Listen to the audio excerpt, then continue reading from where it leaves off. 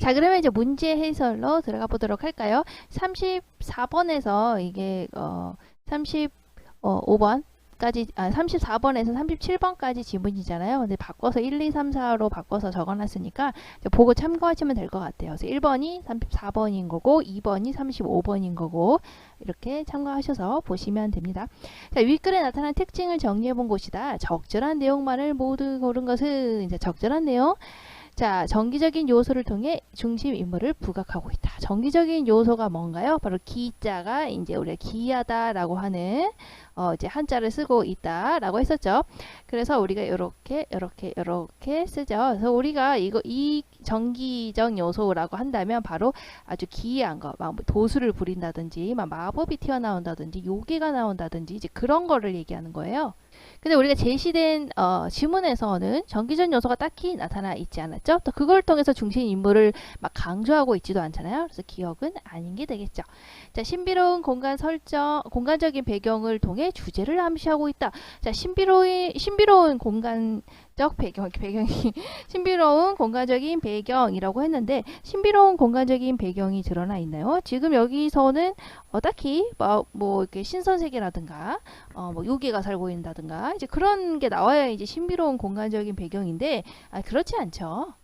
그래 지문의 맨 앞에를 보시면 이렇게 나와 있죠. 양소에는 과거를 보러 가는 길에 화주 화음령 땅이라고 해서 어때요? 이제 중국 당나라 때를 바로 이제 배경으로 하고 있다라는 걸 알 수가 있죠. 그래서 여기 이제 나와 있잖아요. 화주 화음령이라는 곳이구나. 그렇기 때문에 신비로운 공간적인 배경은 아니겠죠. 또 그걸 통해서 주제를 암시적으로 드러내고 있는 것도 아니죠.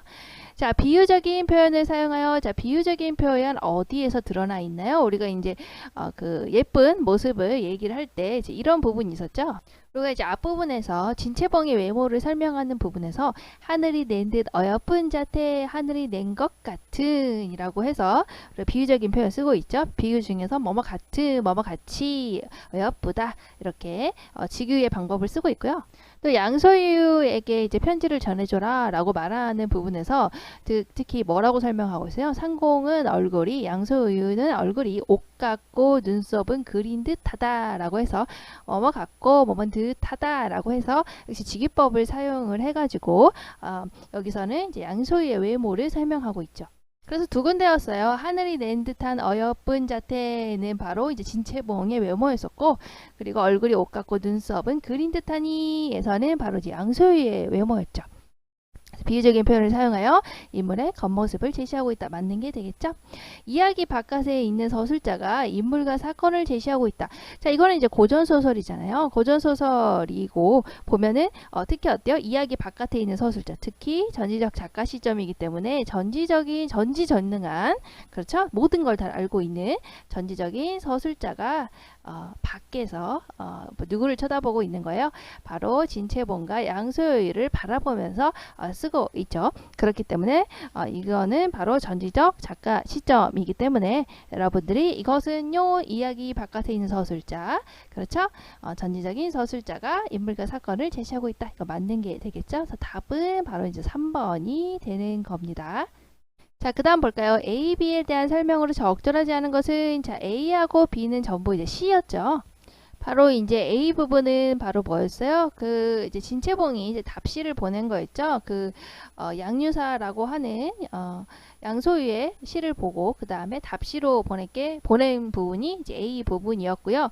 또 그거에 대한 답시로 보낸 것이 바로 이제 B 부분이 되겠죠. 그러니까 A에서는 누구의 마음이 진채봉의 마음이 B에서는 누구의 마음이 바로 양소유의 마음이 드러나 있죠. 자, 그럼 A를 읽고 소유는 채봉에 대한 긍정적인 태도를 강화하고 있다. 이거는 이제 진채봉이 준 시였죠. 그걸 보고 이제 소유가 읽고 나서 어떤 긍정적인 태도를 가지고 있었나요?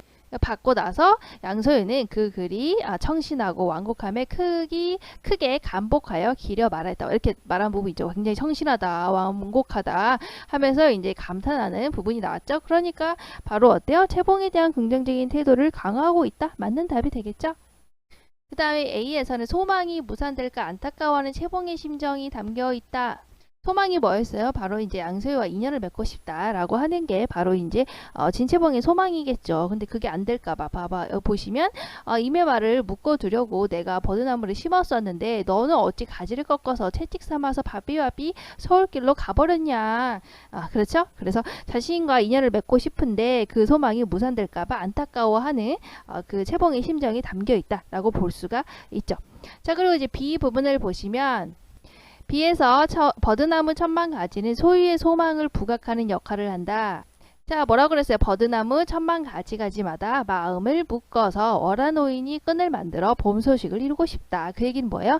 버드나무 천만 가지마다 내 마음이 묶여져 있는데 거기에 월화노인이 만든 끈으로 이렇게 만들었다. 그걸 가지고 우리 함께 봄 소식을 만들어 보자. 결국 월화노인이 끈 만들었다 라는 구절에서 우리가 너랑 결혼하고 싶다. 너랑 혼인하고 싶다 라고 하는 양소희의 소망이 드러나 있죠. 그렇기 때문에 버드나무 천만 가지는 소유의 소망, 바로 진채봉과 결혼하고 싶다라는 그것을 부각하는 역할을 한다. 맞는 것이 되겠죠. 자, 이제 전혀 뜬금없는 게 바로 뭐예요? 4번을 보시면 A와 B 모두 반어적인 표현을 통해 인물의 의도를 강조하고 있다. 일단 반어적인 표현 드러나 있지 않죠. 반어적인 표현은 뭐예요? 겉과 속을 다르게 표현하는 거죠. 사실 좋아하면서 겉으로는 널 싫어해 라고 표현하는 거 있죠. 이런 걸 바로 반어적 표현이라고 하는 거죠. 저 근데 그런 거 나와 있어요. 좋아하면서 널 싫어해. 싫어하는데 널 좋아해. 이렇게 반대로 표현하는 거. 그런 거 일단 나와 있지 않죠. 그러니까 답은 몇 번이 되겠어요? 바로 이제 4번이 되겠죠. 자, A와 B에서 채봉과 소유는 동일한 소재에 의탁하여 자신의 소망을 드러내고 있다. A와 B에서 동일한 소재 바로 무엇입니까? 여기서 드러나고 있는 동일한 소재 바로 여기서 나타나 있는 버드나무 있었죠. A에서 B에서 역시 어때요? 버드나무 있었죠. 동일한 소재 등장하고 있죠. 버드나무라고 하는 이제 동일한 소재에 의탁해서 자신의 소망, 서로가 서로에게 마음이 있다. 나 너랑 결혼하고 싶다 라고 하는 소망을 드러내고 있죠. 그래서 보시면 여기 설명이 돼 있죠. A에서는 소유가 서울로 떠나지 않고 자신과 인연을 맺길 바라는 채봉의 마음이 완곡하게 드러나 있으며 B에는 채봉과 부부의 연을 맺고 싶은 소유의 욕망이 완곡하게 드러나 있다.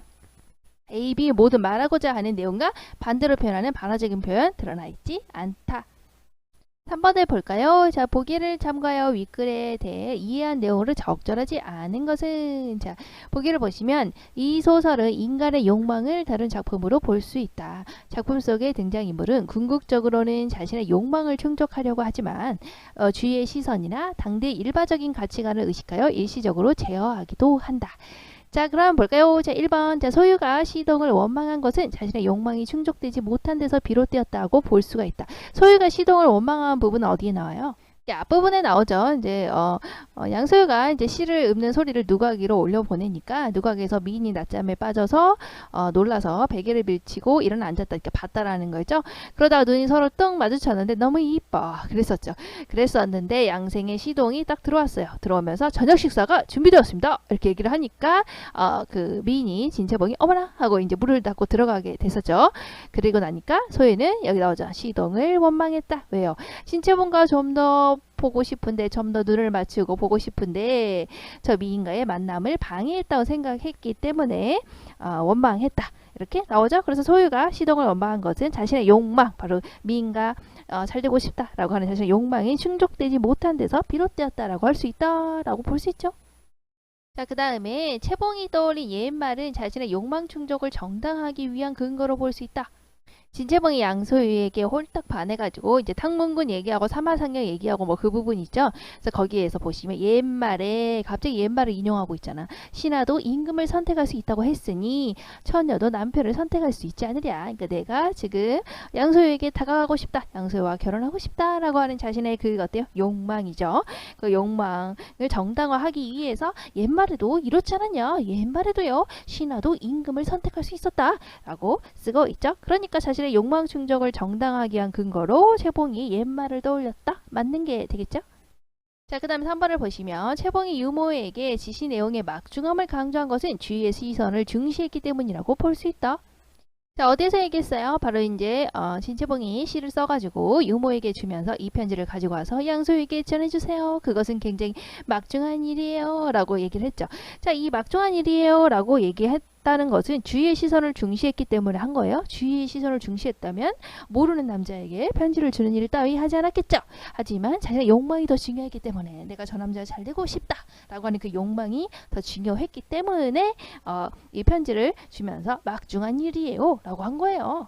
그렇기 때문에 채봉이 유모에게 지시 내용의 막중함을 강조한 것은 주위의 시선을 중시하지 않았기 때문이죠. 주위의 시선을 중시했기 때문이 아니겠죠. 그러니까 적절하지 않은 것은 이제 답은 3번이 되겠네요. 자, 그럼 볼까요? 여기 4번 같은 경우에 유모가 채봉에게 질문한 것은 채봉의 욕망과 관련된 당대의 가치관을 고려했기 때문이라고 볼 수 있다. 자, 유모가 언제 질문을 했나요? 이제 진채봉이 양서유에게 이 편지를 갖다 주세요 라고 했을 때 뭐라고 했어요? 시키는 대로 하려니와 나중에 어사께서 진채봉의 아버지께서 물으시면 어찌 대답하리까? 결국 뭐예요? 아버지 몰래 만나려고요? 라고 하는 당대의 가치관, 그러니까 아버지 몰래 만나면 안 된다 라고 하는 당대의 가치관을 고려한 질문이라고 볼 수 있겠죠. 또 뭐라고 그랬어요? 상공이 결혼이나 약혼을 했다면 어떻게 할까요? 그 얘기는 뭐예요?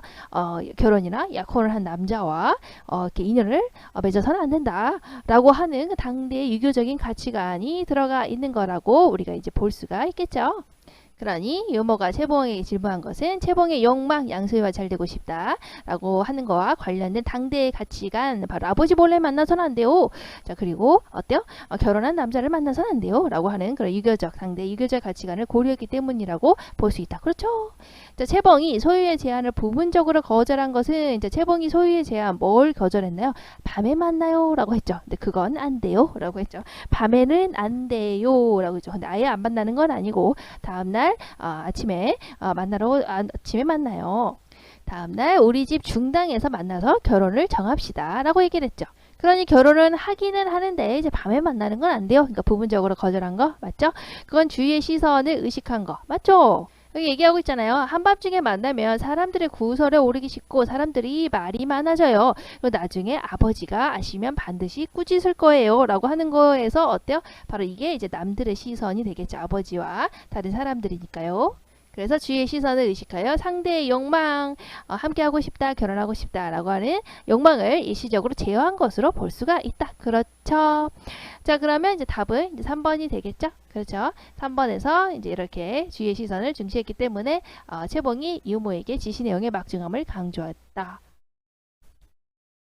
자, 마지막 문제네요. 이어서 볼까요? 기억의 상황을 보기와 같이 표현했을 때 가에 들어갈 말로 적절한 것은 보시면 쭉 보면 알겠지만 사자성어 문제네요. 사자성어 문제는 어떤다고요? 그냥 나올 때마다 정리해서 보시면 됩니다. 딱히 사자성어 책을 사서 막 공부할 필요는 없고 그냥 나올 때마다 그때그때 기출에 나올 때마다 그때그때 정리해서 보시면 돼요. 자, 그럼 볼까요? 자, 기억의 상황이 어떤 상황이었냐? 바로 여기였죠. 이제 진채봉과 양소유가 만났는데요. 눈빛을 주고받았는데 시동이 저녁 식사가 준비되었습니다. 이렇게 말을 하니까 여자가 어머나 이렇게 하고 딱 들어갔잖아요. 그래서 그것을 굉장히 안타깝게 여기는 거였죠. 그러면서 들어가 버리니까 마치 약수를 사이에 둔 것처럼 다시 만날 수 없는 것처럼 안타까운데 이거 있죠. 그래서 기억 부분은 여기죠. 어쩔 수 없이 그래서 시동과 돌아가는데 한 걸음 걸을 때마다 한 번씩 돌아보았으나 아쉬워 보고 싶어. 그쵸? 하지만 굳게 닫힌 문은 열리지 않았다. 소유는 안타까운 마음으로 여관에 돌아왔고 그만 넋을 잃고 어때요? 말았다. 그게 어때요? 너 보고 싶은데 못 봐서 아쉽다. 너무 아쉽다. 이제 뭐 그런 거죠. 자, 그럼 양소연은 바로 진채봉이 창 안으로 사라지자 자, 어떨 수밖에 없었어요. 보고 싶은데 어쩔 수 없잖아. 이미 돌아서 버린 거 여자가 안 보이는데 어쩔 수 없죠. 그 어쩔 수 없는 그런 상황. 그렇죠. 미인을 더 보고 싶지만 어쩔 수 없이 돌아가야 하는 소유의 아쉬움함 어쩔 수 없다. 그렇죠. 자, 어찌할 도리나 방책 이거 꼼짝 못하더라. 자, 이것을 뭐라고 한다? 바로 우리가 속수무책이라고 한답니다. 그래서 답은 1번이 돼요. 자, 그래서 나온 김에 이제 속수무책을 알아보게 된다면 속수무책이라고 하는 것은 자, 묶다, 묶은다. 뭐예요? 손을 묶는다. 그리고 손을 묶었기 때문에 어때요? 어떻게 할 수가 없더라. 뭐 어떤 계책이 없더라.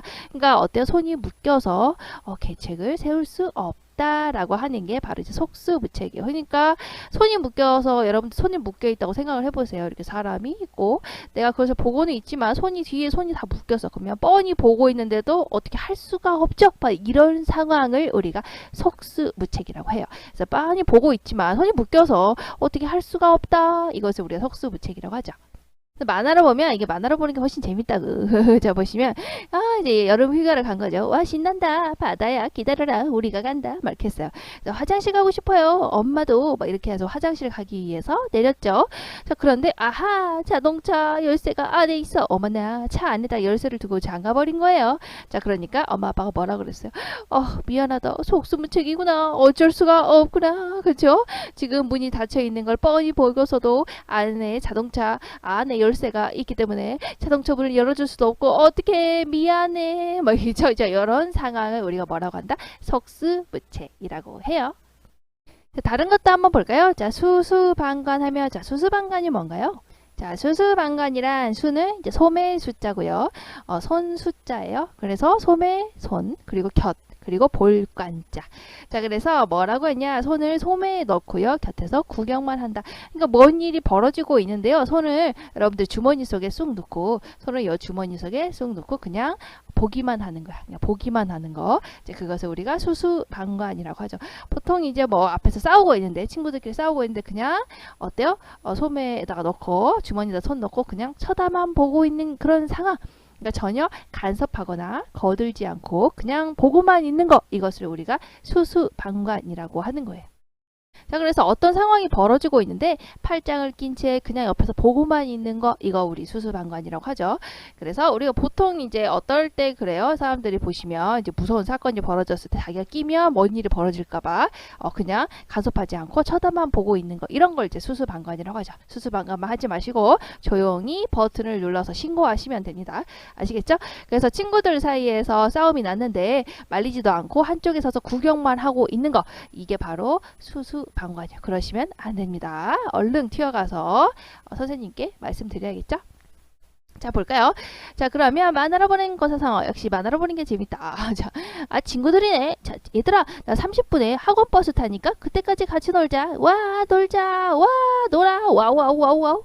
이상하다. 학원 버스가 왜 안 오지? 그러니까 이 친구가 말을 하죠. 잠깐 서 있다가 방금 가던데 그 얘기는 뭐예요? 봤는데 그죠?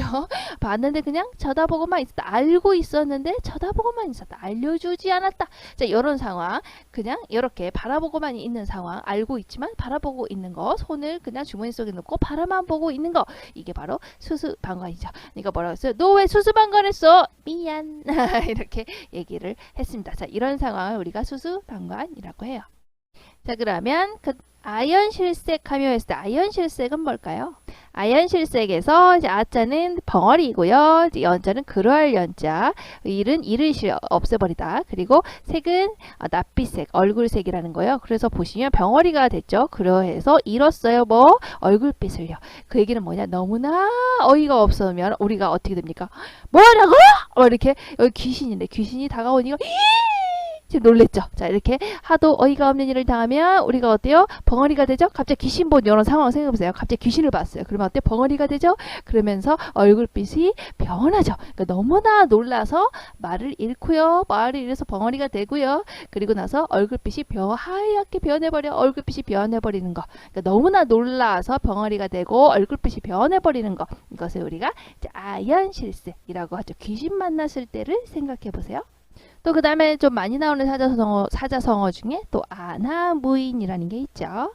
자, 아나무인은 뭘까요? 보시면 눈 안자 눈이에요. 자, 아래 하자 아래에 없다 없다고요. 뭐가 사람이요. 그러니까 그대로 해석을 하면 눈 아래 사람이 없다. 그러니까 눈 아래 아무런 사람이 없는 것처럼 행동하는 거. 그러니까 굉장히 버릇이 없게 행동한다라는 거예요. 그 밑에 아무 사람이 없다. 듣는 사람 아무도 없다. 이렇게 생각을 하고 내 맘대로 이렇게 제멋대로 행동하는 거 있죠. 이거 무례하고 버릇 없이 행동하는 걸 우리가 아나무인이라고 얘기를 합니다. 자, 그 다음 혼비백사는 무엇일까요? 자, 혼비백산 보시면 호는 넉혼이고요. 나는 날아가다 fly fly. 그리고 이제 넉백 역시 이 넉이라는 것은 정신이라고 생각하시면 돼요. 흩어질 산이 흩어졌다라는 거죠. 그러니까 어때요? 우리가 혼백 아시죠? 정신이죠. 정신이 막 날고 흩어지는 거예요. 그러니까 어쩔 때 정신이 나가버립니까? 정신이 나가버리고 흩어지는 거. 너무나 놀랐을 때 우리가 혼비백산이라는 얘기를 해죠. 너무나 놀랐을 때 막 괴물 봤을 때 막 그런 거 생각하시면 될 것 같아요. 뭐 괴물, 막 귀신, 막 이런 거 봤을 때 정신이 나가버리죠. 정신이 날아가 버리고 흩어져 버리죠. 자, 이런 놀라운 너무나 깜짝 놀란 이런 상황을 우리가 혼비백산, 정신이 전부 날아가 버렸네요. 자, 이런 상황을 혼비백산이라고 합니다. 자, 그럼 추가적으로 볼 것들 한번 정리해 볼까요? 자, 구운몽의 사상적인 배경, 우리가 어때요? 유불선 사상이 들어가 있다라고 흔히 얘기를 합니다. 보시면 구운몽은요, 동양 철학의 정신적인 바탕이 되어온 세 가지 사상의 유불선 사상이 들어가 있다. 즉, 유교, 그쵸? 유, 그리고 불교, 불, 그쵸? 도교, 선. 자, 이 영향을 고르게 받은 작품이다. 물론 이제 최근에는 이제 아니라는 학설도 있지만 어쨌든 이제 아직까지 교과서에 이렇게 나와 있으니까 이렇게 정리를 해두시면 좋을 것 같아요. 나중에 혹시 이제 바뀌고 새로운 학설이 이제 그 교과서에 업데이트 되면 또 다시 바꿔서 얘기해 드리도록 하겠습니다. 일단 유불선 사상으로 보세요. 자, 보시면 이제 몽자류 소설이 몽자류라고 했었죠. 몽자로 끝나는 소설 어때요? 현실, 꿈, 현실로 들어가는 요 한번 구조인데 몽자류에서는 어떤다고 그랬어요? 현실과 꿈에 있는 그 주인공이 쏙 바뀌는 거, 이게 바로 몽자류 소설이라고 했었죠. 자, 그래서 현실, 꿈, 현실의 구조, 바로 한번 구조를 가지고 있다라고 하는 게 구운몽의 또 엄청난 특징이죠. 자, 그 중에서 현실 세계는 바로 불교와 도교의 영향을 주로 받는 세계이다. 그러니까 얘가 이제 들어가기 전에 성진이었잖아요. 성진의 세계가 바로 이제 불교와 바로 도교의 그 사상적인 영향을 받는 세계라는 거예요. 그래서 불교, 바로 여기 도교, 그리고 이제 꿈속에가 이제 우리가 보시면 이제 유교의 사상을 받게 되죠. 보시면 주인공 성진의 이름 참되게 사는 거잖아요. 참된 본성, 그러니까 이제 불교와 관련이 있고요. 또 신부는 뭐예요? 승려죠. 그러니까 역시 불교 관계가 있다. 그리고 역시 그 이제 얘기를 했지만 성진의 스승이 육간대사가 불법을 설파를 하는데요. 이제 현실 세계, 그러니까 바로 이제 천상의 세계에서 불법을 설파를 하는데 가지고 있는 책이 바로 금강경이라고 하는 책이에요. 불교의 책이죠. 그리고 안에 들어있는 사상이 이제 공사상이에요. 이제 그런 거를 보시면 현실 세계, 바로 성진이 살고 있는, 육간대사가 살고 있는 그런 천상의 세계는 바로 불교와 관계가 있구나, 이렇게 볼 수가 있죠. 즉 불법을 통해 참된 진리를 깨닫는다 라고 하는 의미를 가진 성진, 그렇죠? 참된 본성을 깨닫게 되는 거죠. 자, 이 성진이 깨달음을 얻고 불도에 전념한다는 내용이나, 나중에 이제 현실 세계, 꿈의 세계를 겪고 나서, 그러니까 현실 세계에서 양소유로 살고 나서 살아보니 인생 무상이더라, 다 부질없더라, 이제 깨닫고 나서 나온 이 현실 세계에서의 성진은 불도에 전념을 하게 되잖아요. 그런 것도 역시 불교의 영향을 받았구나. 자, 그리고 소설의 주제인 세속적인 욕심은 모두 덧없다, 인생 무상이다 라고 하는 그 주제 역시 어때요? 불교의 영향을 받았더라. 그러니까 여러분들 중요하게 이제 뭐 시험 문제와 관련해서 알아둬야 될 거는 어느 부분에서 유교의 사상을, 어느 부분에서 불교의 사상을, 어느 부분에서 도교의 사상의 영향을 받았는가를 이제 아시면 되겠죠. 또 반면 성진이 육간대사의 심부름으로 방문한 용궁이라는 공간이나 이제 현실 세계에서 이제 성진이 육간대사의 심부름으로 방문을 해요. 그러니까 육간대사가 이제 불법을 크게 설파를 하는데 굉장히 멀리 있는 저기 용궁에 있는 그 사람까지 전부 다 오게 된 거예요. 그래서 용왕까지 오게 되니까 너무나 감사하잖아요. 그래서 감사하다라고 인사를 보내는 게 바로 이제 육간대사가 바로 제자인 성진을 보내서 가서 용궁에 가서 인사를 드리고 와, 내 불법을 설파하는데 참가해 주다니 너무나 고맙지 않니? 이렇게. 그래서 이제 가는 길에 이제 바로 위부인이 하고 있는, 다스리고 있는 곳을 지나가게 되고 거기에 있던 이제 팔선녀와 만나게 되죠. 자, 그래서 어쨌든 이제 팔선녀가 등장을 한다든가 용궁이 등장한다든가 라고 하는 것은 바로 이제 도교의 영향을 받았다, 이렇게 볼 수가 있죠. 그리고 이제 꿈속에서는 양소유로 태어나게 되잖아요. 양소유로 태어나서 어떻게 해요? 국가에 큰 공을 세워서 높은 지위에 오르는 바로 영웅의 모습을 보여주고 있죠. 자, 이것은 뭐예요? 바로 유교에서 얘기를 하는 입심양명이 되는 겁니다. 자신의 몸을 세워서 이름을 떨치는 거요. 유명한 사람이 되는 거. 그렇죠. 나가서 공을 세워서 유명한 사람이 되는. 자, 이것은 바로 유교의 사상의 영향을 받았다고 볼 수 있죠. 그리고 소설 전반에 보이는 효사상, 특히나 이제 구운몽은 이제 김만중이 어머니를 위해서 지었기 때문에 보시면 또 효사상이라든가 또 충사상은 아까 이제 꿈속에서 임금을 위해서 싸운다든지 하는 그런 충사상 등도 전부 다 어때요? 유교의 영향을 받았다라고 볼 수가 있습니다. 그래서 구운몽의 유불선 사상이 어느 부분에 있는지 이런 것들을 정리해 두시면 많은 도움이 될 겁니다. 자, 이 글에 등장하는 인물의 특성과 관계를 정리해보자. 자, 인물을 이제 우리가 이제 보는 거예요. 자, 양소연은 누구였어요? 성지인이 바로 이제 꿈속에서 재탄생한 인물이죠. 양소연은 어떤 인물이냐? 라고 한다면, 자, 여기 이 글에 등장하는 거예요. 방금 이제 이 지문에서만 나오는 양소연은요, 과거를 보러 가는 선비고요. 진체목을 보고 한눈에 반하지만 안타까워할 뿐 적극적으로 나서지 못하는 그런 선비였어요. 또 진체봉과 당장 만나고 싶은 마음은 있지만 만남을 조심하자는 진체봉의 의견을 수용하는 인물이기도 하죠. 그러니까 결론적으로 이 글에 등장하는 양소연은 소극적이지만 어때요? 진체봉의 뜻을 따라주는 포용력이 있는 인물이죠. 자, 여기에 나오는 진체복은요, 진어사의 딸이고요. 일찍이 어머니를 여의었다. 우연히 양소연을 만나게 된 후에 뿅 반해가지고 적극적으로 자신의 마음을 전달하는, 굉장히 적극적이고 자신의 마음을 표현할 줄 아는 이제 그런 인물이구나라는 걸 알 수가 있죠. 그래서 보시면 우리가 이제 진체복이라는 인물은 굉장히 적극적이다, 주체적이다. 자기가 인간의 감정, 사랑이라고 하는 감정을 더 중요시하는 인물이죠. 그래서 양소유와 결혼하고자 하는 뜻은 있으나 주변의 시선을 의식해서, 그렇죠, 밤에 만나자고 했던 양소유의 제안을 거절하고 안 돼요 이렇게 말을 하고 내일 아침에 우리 중당에서 만나서, 내일 우리 집 중당에서 만나서 혼약을 정하죠 라고 해서 만남의 신중을 기하고 있죠. 그러니까 굉장히 적극적이고 신중한 인물이구나 라고 하는 인물의 특성을 알 수가 있죠. 결국 두 사람은 결국에 부부의 연을 맺고자 하는 그런 얘기를 주고받았다.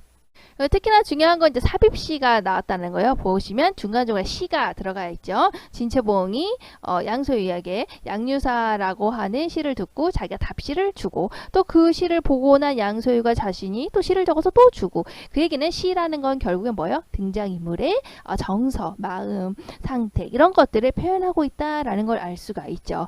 그걸 이제 시가 들어가 있으니까 삽입시라고 하는 거예요. 진체봉의 시는 뭐였어요? 바로 양소유의 양유사라는 시를 가지고 답장을 한 거죠.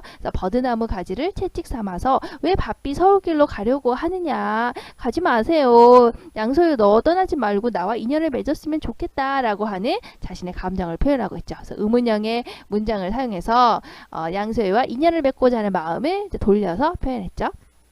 양소연의 시는요 뭐였어요? 버드나무 10,000가지의 마음을 묶어서요, 다 월하노인, 그죠? 월하노인의 끈을 만들어서 봄 소식을 이루고 싶어요. 너와 인연을 맺고 결혼하자. 그쵸? 자, 여기 보시면 이제 과장된 표현, 그러니까 마음을 10,000가지에나 묶었다고 했잖아. 그러니까 과장된 표현과 또 전설 속의 인물 월하노인을 활용해서 진체봉과 결국 결혼하고 싶다라고 하는 마음을 돌려서 표현하고 있죠. 결국에 둘 다 우회적인 방법으로 인물의 마음을 효과적으로 드러내고 있다. 이 시가 바로 이런 역할을 하고 있었네요. 자, 진체봉의 말을 중심으로 이 글에 드러난 작가의 상반된 의식을 정리해보자. 보시면, 자, 진체봉이 뭐라 그랬어요? 여자의 평생 영욕과 영옥이 뭐라 그랬어요? 영예와 치욕이라고 했죠. 그래서 영예가 높아지는지 명예가 높아지는 건지 아니면 욕을 먹는지 이런 것들은, 그리고 100년 동안 아주 괴롭고 즐겁게 사는 건 모두 남편에게 달려있다라고 말하는 거 보니까 굉장히 유교적인 전통적인 가치관이구나. 남성 위주의 남편에게 달려있다라고 생각했으니까. 또 그리고 남녀가 결혼도 하기 전에 밤에 만나는 건 예법에 맞지 않아요. 굉장히 유교걸, 그렇죠? 전통적인 유교적인 연애관을 가지고 있는 인물이구나 라는 걸 알 수가 있죠. 있죠. 하지만 또 반면에 이런 말도 해요. 바로 양소열을 보고 뿅 반해서 신하도 임금을 선택할 수 있지 않냐. 그러니까 처녀도 남편을 선택할 수 있다. 나의 감정이 더 중요하다. 오호. 자, 부친의 허락을 받기 전에 우리 중당에서 만나서 혼약을 정하자. 오호. 그렇죠? 자, 그러니까 어때요? 굉장히 사랑에 대해서 진취적이고 적극적인 모습을 보이고 있죠. 이런 모습에서 또 적극적이고 진보적인 연애관을 지니고 있다. 보시면 어떨 때는 전통적이고 유교가 어리면서 어떨 때는 적극적이고 진보적인 연애관을 가지고 있는 걸 보니까 굉장히 대조적인 가치관이 공존하고 있는 인물이구나 이렇게 알 수가 있습니다. 자, 여기까지 하면은 이제 구운멍의 문제풀이하고 마지막 정리 다 했습니다. 그리고 다음 시간에 또 새로운 고전서설로 만나도록 합시다. 다음 시간에 만나요. 안녕.